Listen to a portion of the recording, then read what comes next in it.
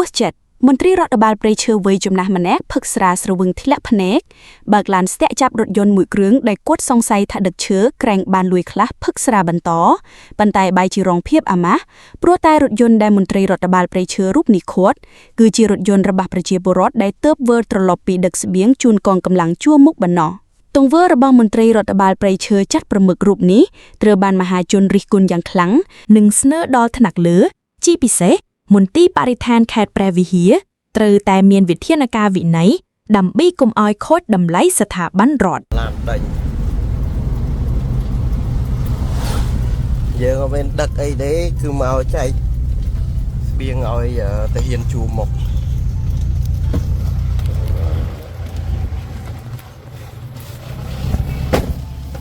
mấy bông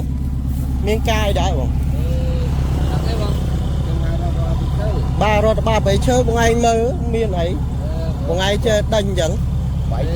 một ngày đánh để ba tay máu một ngày mơ ơi mơ sân để ba khuya quạt mơ sân ba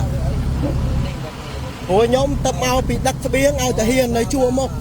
thầy bọn ai đánh mau chơi choa chân mệt rồi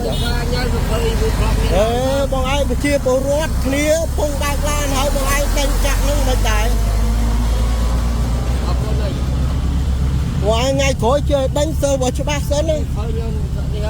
chồng bọn anh tha thơ ca cái đó bọn ai thơ thoát ở cho bác sớm bọn ai chơi đánh rồi ngọc ôi mơ phạ lên chứ nhưng mau bị chạy biên nơi bong cái hiên này chua mốc hay quạt màu tam lan dưỡng nè đi cá chè đi cá thế bong mấy boy miền rương ấy tiết